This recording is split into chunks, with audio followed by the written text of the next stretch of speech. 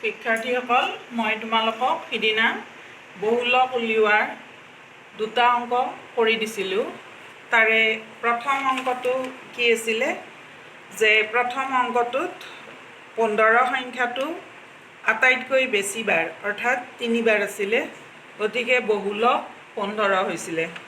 তাৰপিছত 2 নম্বৰ অংকটোত থকা সংখ্যাকেইটাৰ প্ৰতিটোৱে মাত্ৰ এবাৰকৈ আছিলে, গতিকে সেই অংকটোত বহুলক নাছিল। তাৰপিছত 3 নম্বৰ অংকটোত সংখ্যাকেইটা আছিল 6, 9, 10, 11, 9, 15, 11, 7।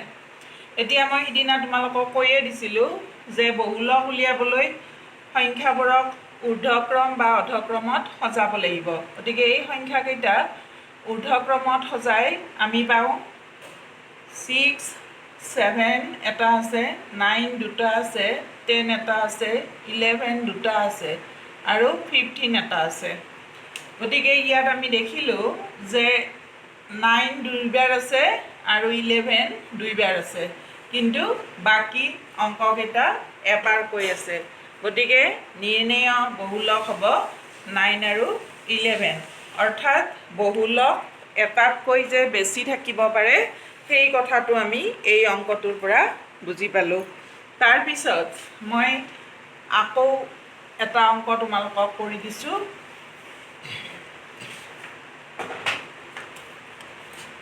বহুলকৰে হয় 4 নম্বৰ অংকটো।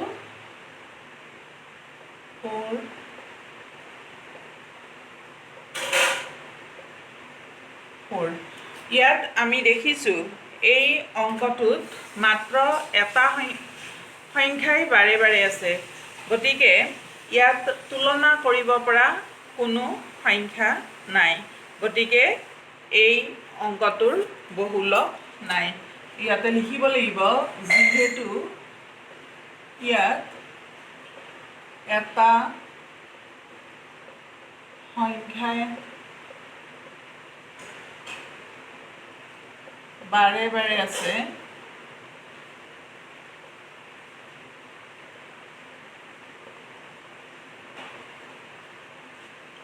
সেয়েহে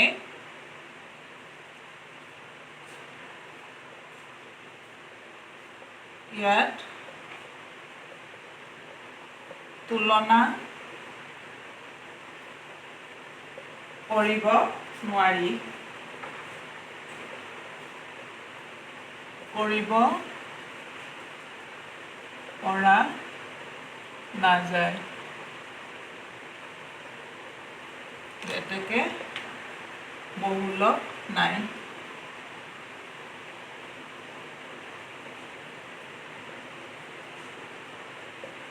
গতিকে বহুলকৰ মই 4টা নিয়মৰ 4টা অংক তোমালোকক কৰি দিলোঁ। তাৰপিছত আহিম আমি মধ্যমালৈ। এতিয়া মধ্যমা কাক বোলে, এতিয়া কি কৰিব লাগিব, মধ্যমা উলিয়াবলৈ আমি যেনেকৈ বহুলক উলিয়াওঁতে সংখ্যাবোৰ ঊৰ্ধ্বক্ৰমত নাইবা অধক্ৰমত সজাব লাগে, মধ্যমাৰ ক্ষেত্ৰতো সেইটো ঊৰ্ধ্বক্ৰম বা অধক্ৰমত সজাব লাগে। এতিয়া কি কৰিছোঁ, মধ্যমাৰ নিয়মকেইটা মই তোমালোকক লিখি দিছোঁৱেই ইতিমধ্যে, যে যদি কি হয় কোনো তথ্যৰ মুঠ পৰ্যবেক্ষণৰ সংখ্যা nটা হয় আৰু কি হ'ব যদি n অযুগ্ম হয় তেন্তে সমাজৰ পদ এটা পোৱা যাব আৰু সমাজৰ পদটো হ'ব n+1/2তম পদটো। গতিকে এই ক্ষেত্ৰত n+1/2তম পদটোৱেই মধ্যমা হ'ব। এই ক্ষেত্ৰত মই তোমালোকক উদাহৰণৰ সহায়ত বুজাই দিছোঁ। মই মধ্যমা নিৰ্ণয় কৰা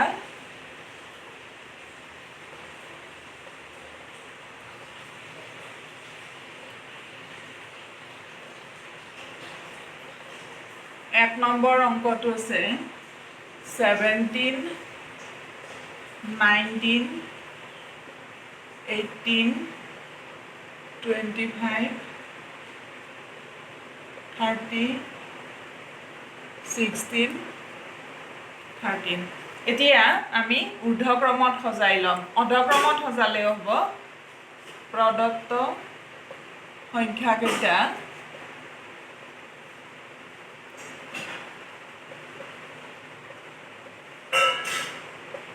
ঊৰ্ধ্বক্ৰমত সজাই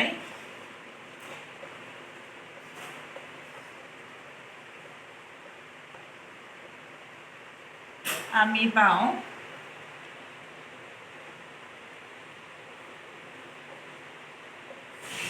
কি লিখিম ঊৰ্ধ্বক্ৰমত যেতিয়া আমি সজাম হ'ব আটাইতকৈ সৰু 13 তাৰপিছত 16 এটা 17 এটা আছে তাৰপিছৰ 18 এটা আছে 19 এটা আছে এটা 25 এটা 30 ইয়াত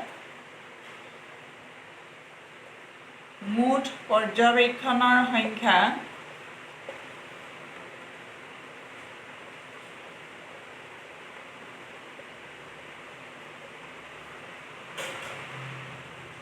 n is equal to কিমান হ'ব আমি গণি চাওঁ 1 2 3 4 5 6 7 সাতটা এতিয়া 7টো অযুগ্ম সংখ্যা যিটো অযুগ্ম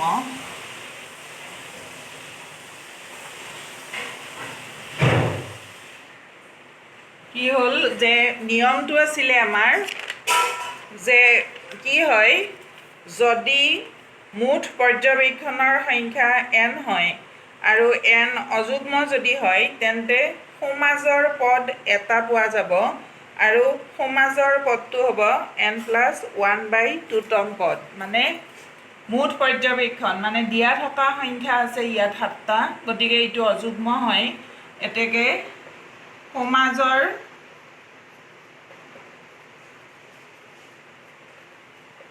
পদ সমান n+1/2তম পদ n মানে ইয়াত মই লিখিছোঁ n মানে 7+1/2 is equal to 8/2তম পদ is equal to 4তম পদ 4তম পদ কোনটো ঊৰ্ধ্বক্ৰমত সজোৱা লাইনটো আমি চাম 1 2 3 4 এইটো 4 নম্বৰ পদ আৰু এইফালে তিনিটা আছে তোমালোকে দেখিছা 1 2 3 তিনিটা আছে এইফালেও তিনিটা আছে 1 2 3 গতিকে সমাজৰ পদটো হ'ল 18 আমি সেনেকৈ গণি চাইও কৰিব পাৰোঁ কিন্তু সূত্ৰটো জানিলে আমাৰ সময়টো কিছু কমতে হ'ব গতিকে আমি পালোঁ 4তম পদটো হ'ব কি পদ যে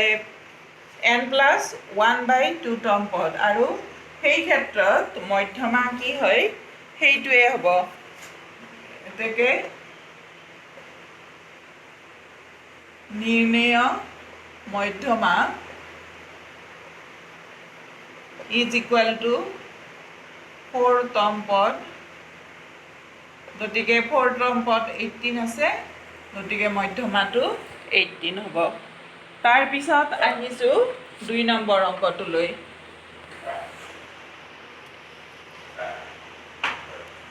2 নম্বৰ অংকটো আছিল 35 47 49 48 39 42 45 আৰু 50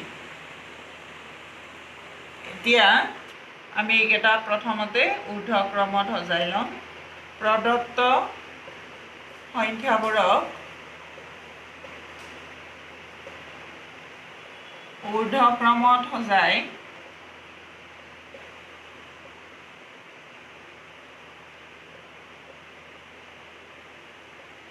আমি পাওঁ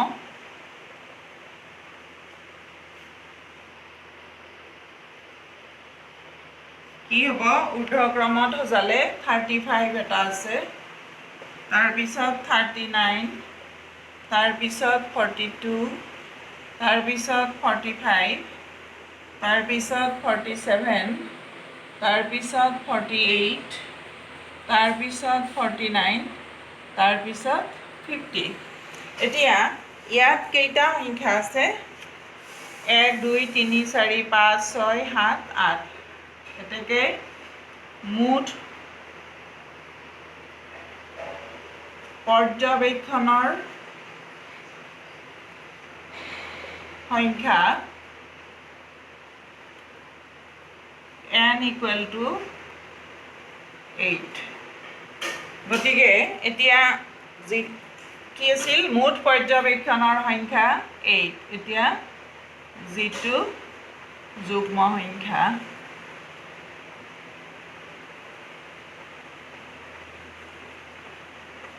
এতিয়া যুগ্ম সংখ্যা হ'লে কি হ'ব? তোমালোকে ঊৰ্ধ্বক্ৰমত সজোৱা লাইনটো চোৱাচোন। তাত কি হ'ব? আমি কেইটা সংখ্যা দেখিছোঁ? 8টা, আৰু মাজৰ সংখ্যা 2টা হ'ব। এতেকে n/2তম পদ ইজ ইকুৱেল টু n মানে 8, 8/2তম পদ সমান 4তম পদ সমান 4 নম্বৰ স্থানত কোনটো আছে? 1 2 3 4, 45। তাৰপিছত আমি লিখিম n/2 প্লাছ 1তম পদ আৰু n/2 প্লাছ 1তম পদ সমান n/2তম মানে 8/2 প্লাছ 1